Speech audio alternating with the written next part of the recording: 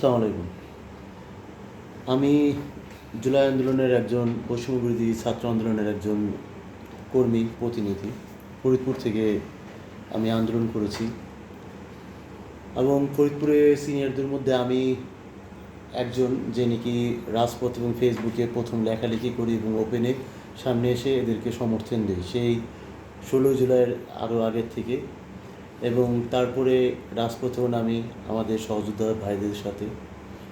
এবং আমি সিনিয়র হওয়ার কারণে যারা ফেসবুকে লেখার কারণে তখন তো আতঙ্ক ছিল, ফেসবুকে লেখলে ধরে নিয়ে যাওয়া বা বিভিন্ন অত্যাচারের শিকার হওয়া। বাসায় অনেক রাজীব সজীব বাহিনীর লোক আসলো বাসায় আক্রমণ করার জন্য, বাসার সামনে পিছনে দাঁড়িয়ে থাকতো, আমার পরিবারকে হুমকি দিত, কিন্তু ঘুমাইতে পারতাম না। এই অন্যায়, এত অত্যাচার, এই ছেলে মেয়েগুলোর এইভাবে মেরে ফেলতেছে, সহ্য করতে পারতাম না। রাতে ঠিক মতো ঘুমাইতে পারতাম না। যত বন্ধু বান্ধব পরিচিত আত্মীয় স্বজন আছে সবাইকে নিয়ে এবং এরপরে যারা সাহায্য সহযোগিতা করেছে তাদেরকে আমি প্রথমত জানাই অন্তঃস্থল থেকে অভিনন্দন এবং শুভেচ্ছা এবং ধন্যবাদ জ্ঞাপন করতেছি। যারা জুলাই আন্দোলনে শহীদ হয়েছে আমার শহীদ যোদ্ধা ভাইদের, তাদেরকে আমি অন্তঃস্থল থেকে আমার শ্রদ্ধা নিবেদন করতেছি। আসলে আন্দোলনের পরে অনেকেই চুপ করে গেছে। আমি হয়তোবা ফরিদপুরের প্রেক্ষাপটে ওটা আতঙ্ক বিরাজ করতেছিল। গত আন্দোলনে আমি বেশ কয়েকবার মৃত্যুর ঝুঁকির মধ্যে পড়েছি, বিশেষ করে 4 তারিখ 5 তারিখে আমার পিঠে গুলি লাগে, আমি পড়েও যাই, ছড়ার গুলি। ডিস্টেন্স বেশি হওয়ার কারণে ওইখানে আমি তেমনভাবে হইনি, কিন্তু তখন আমার মেয়ের বয়স ছিল মাত্র 1 মাস, 1 মাসেরও কম। কিন্তু আমার বাচ্চার কথা কোনো কিছু মাথায় না রেখে আমি আন্দোলনে নামছি এবং আন্দোলনে আমরা বিজয়ী হওয়ার পর থেকে এই পর্যন্ত আমি আন্দোলন করে আসতেছি। প্রথমত ফরিদপুরের জলবায়ু পরিবর্তনের কারণে ফরিদপুরে যে ভাঙন ধরতো তার জন্য প্রতিরোধ করার চেষ্টা করছি। প্রায় 400-500 কোটি টাকার যে বালু উত্তোলনের ব্যবসা সেটা বন্ধ করে দিয়েছিলাম পুরোপুরি, সেনাবাহিনী, পুলিশ এবং লোকাল লোকদের সাপোর্ট নিয়ে। রাত্রে 1টা-2টার সময় আমি একা হইলে আমি চলে গেছি, কোথাও ফোন দিয়ে পাইনি এমন লোক খুব কম আছে। পরবর্তীতে বিভিন্ন নেতা আছে, মস্তান আছে, দুষ্কৃতিকারী আছে, যাদের নিয়ে অনেকে লেখেও নেয়, বলেও নেয়, কিন্তু আমি তাদের ধরছি। সিলেটের পাথর লুটের মতো ফরিদপুরে বালুর লুট প্রতিরোধ করতে পারছি, যার কারণে আজকে ফরিদপুরবাসী আরামে আছে। ওপারে সিনবি ঘাটে ডুবে গেছে, ভাঙন ধরছে। ধরার মোড়রটা যদি বন্ধ না করা যেত সময় মতো ড্রেজারগুলো, তাহলে হয়তো বা আমাদের ভাঙনের পরিস্থিতি আরও ভয়াবহ হতো। যাই হোক, সেজন্য ফরিদপুর সেনাবাহিনীকে আমি অন্তঃস্থল থেকে আমি ধন্যবাদ জ্ঞাপন করতেছি। লেফটেন্যান্ট কর্নেল মিনাজুল ভাই এবং মেজর কমান্ডার তানভীর ভাই অনেক হেল্প করছেন আমাকে, সেজন্য এবং ফরিদপুর সেনাবাহিনী প্লাটুনকে আমি ধন্যবাদ জানাই। তারপর থেকে এই পর্যন্ত আন্দোলন করতে করতে এসে অবশেষে পাইলাম ফরিদপুরে তালমান মোড়ে এইম জুট মিলসে একটা গ্যাস প্লান্ট অবৈধ, সরকারের অনুমোদনবিহীন, বিস্ফোরক অধিদপ্তরের এবং আবাসিক এরিয়া অবৈধভাবে বসিয়ে প্রতিদিন অনিরাপদভাবে, ভয়ঙ্করভাবে আবাসিক এরিয়াতে বসিয়েছিল এই প্লান্টটি, একেবারে রাস্তার সাথে জুট মিলসের ভিতরে। প্রায় প্রতিদিন 3000 থেকে 3500 সিলিন্ডার রিফিল করতো এবং এক একটি সিলিন্ডার পরিবর্তন করে দিত। বিভিন্ন কোম্পানির, বসুন্ধরা থেকে শুরু করে, এমন অথেরা থেকে শুরু করে যমুনা, এমন কোনো কোম্পানি নাই যে এরা না, সব আপনাদের আমি ভিডিওতেও দেখাইছি, সব রকম সিল। আর এরা করতো কি, সিলিন্ডারগুলো বদলে দিত, টাকা অর্থ উপার্জন করতে করতে কেজিতে 1.5 থেকে 2 কেজি কম দিত, তাতে লাভ হইতো না। এরা আরও করতো কি, সিলিন্ডারগুলো চেঞ্জ করে মেয়াদোত্তীর্ণ সিলিন্ডার ঢুকাই দিত, যেগুলো নাকি আমার পরিবার, আপনার পরিবার অনিরাপদ। তা তখন তারা অনেকভাবে চেষ্টা করে। পরে আমি রাতে যখন একা ঢুকি, পরে দাদাদের নিয়ে ঢুকি, আমার সাথে আর 2জন সহকর্মী ছিল।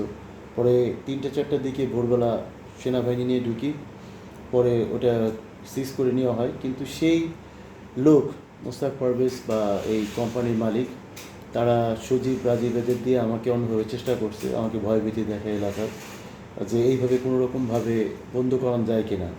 একটি বালুমহল সিন্ডিকেট, গ্যাস সিলিন্ডার সিন্ডিকেট কিন্তু খুবই বড়, এটা আপনারা ধারণা করতে পারবেন না। কারণ কি, সরকারি নির্ধারিত মূল্যের চেয়ে ফরিদপুরে প্রায় 200 থেকে 250-300 টাকা করে যদি প্রতি সিলিন্ডারে বেশি রাখে, তারপরে অবৈধভাবে কেজিতে কম দিয়ে এবং অবৈধ সিলিন্ডারের ভিতরে দিয়ে কম দিয়ে যে বেশি রাখে, তাতে ওনাদের 400 থেকে 500 টাকা লাভ হয় এক একটা সিলিন্ডারে, অকল্পনীয়। এরা সবাই মিলে এবং দুষ্কৃতিকারী এবং আওয়ামী লীগ বা কিছু সাংবাদিক আছে যারা আমার কাজে অখুশি, যাদের অনেক ইনকাম আমার কারণে বন্ধ হয়ে গেছে, এর মধ্যে প্রশাসনিক কিছু ছিল, এরা মিলে আমাকে মেরে ফেলার চিন্তা ভাবনা করে। বাসায় যখন ঢুকি 10:30টার সময়, তখন আমাকে ডাক দেয় যে ভাই আমার বোনকে মারতেছে, দেনমোহরে টাকার জন্য আমি দৌড়ে চলে যাই ব্যাগ ট্যাগ ফেলে। তখন আমার খিদায় হাত পা কাঁপতেছিল ভাই। তারিখটা প্রায় 4 মাস আগে ওইখানে বাসায় রাত্রে 10:30টার দিকে আমার তখন খিদায় হাত পা কাঁপতেছিল, তাও আমি চলে গেছি। আমি এবার ডাকলে কাউকে মানা করতাম না, আমি বিপদে পড়ার লোকে আমি যেই ফোন দিছে পাই নাই, এমন খুব কম পাবলিক আছে। তখন আমার পিছন থেকে সজীব আঘাত করে, ওখানে রাজীবও ছিল। আমাকে মাথায় বড় হামার দিয়ে এবং কোপ দেয় বেশ কয়েকটা, বড় হাতুড়ি দিয়ে হামার যেটা রড সোজা করে ওটা দিয়ে বাড়ি দেয়। আমার হাড্ডি গুড্ডিগুলো ভেঙে ফেলে, আমার হাতের এইখানেও ভেঙে ফেলে। পরে আমাকে বলে বড় বড় নেতা জড়িত আছে, এর মধ্যে প্রেস ক্লাবের নাম বলে, এসের বলে মারার সময় যে এদের সম্বন্ধে আর লিখবি কিনা। এই আঙ্গুলটা আমার ভেঙে ফেলছিল, এর মধ্যে জিআই পাইপ রিপিকান ছিল, এটা আজকে খোলা হয়েছে, প্রায় 4 মাস হয়ে গেছে, এখনও স্ট্রেন ঠিক মতো আসতেছে। পাটা প্রায় 4 মাস হয়ে গেছে, দেখেন এখনো কী অবস্থা, ইনফেকশন। এই পায়ে কোপ ছিল বেশ কয়েকটা, এই পায়ে কোপ ছিল এবং হাড়গুলো গুঁড়া গুঁড়া করে ভেঙে ফেলছে।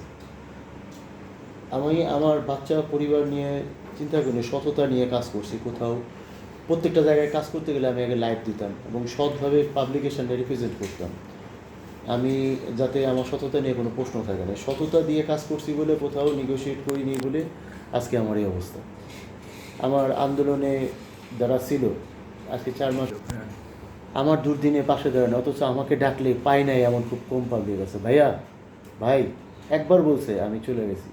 কেন এমন হলো, হয়তোবা তাদের মধ্যে গ্রুপ বা অন্য কিছু আছে, বা প্রভাবশালীদের চাপে তারা ভয় পেয়ে গেছে জুলাই যোদ্ধারা ফরিদপুরে, সেজন্য হয়তো বা প্রকাশ করে নেয় বা সামনে আসেনি। আর আমার আব্বু পুলিশে চাকরি করতো, সেজন্য প্রশাসনিক একটা মনে করতাম যে একটা আছে, কিন্তু সেখানেও পাইনি। আমার আসামিরা গতবারও আমাকে একবার মারা, এর আগেও চেষ্টা হয় জিল্লুর রহমান সহ, তারা সার্জিস হাসনাদুল নিয়ে একটা পোস্টের আজে বাজে কথা লেখায় তার প্রতিবাদ করে আমাকে মারলো, কিন্তু তার জন্য কেন্দ্রীয় সমন্বয়করা আমাকে দেখতে আসেনি এখন। কিন্তু এইখানে প্রশ্ন হইতেছে, আমরা যাদেরকে নিয়ে আন্দোলন করছি বা যাদেরকে নেতা মাইনে বা যারা কেন্দ্রে করছে, তারা যদি আমাদের গুরুত্ব না দেয়, আমাদের মূল্যায়ন না করে, আমরা কীভাবে তাদের মূল্যায়ন করব? আশা করি এবং দোয়া করি যেন খুব তাড়াতাড়ি আমার আসামিগুলো ধরে। আজকে 4 মাস হয়ে গেছে তারা ওপেনে ঘুরতেছে, আমার পরিবারকে উল্টা হুমকি ধামকি দিচ্ছে এবং এখনও আমার পরিবারকে এবং আমাকে ক্ষতি করার জন্য বিভিন্ন ভয়ভীতি দেখাচ্ছে।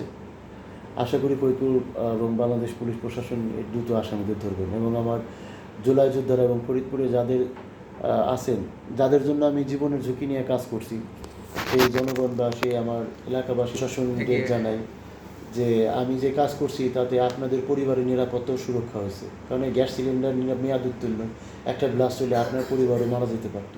আমি নেগোশিয়েট করিনি, আমাকে বড় অঙ্কের টাকা সাদা হয়েছে, প্রায় কোটি টাকার কাছাকাছি, কিন্তু আমি সেখানে নিজের মাথা নত করিনি, কারণ জীবনের মূল্য টাকার থেকে বেশি না।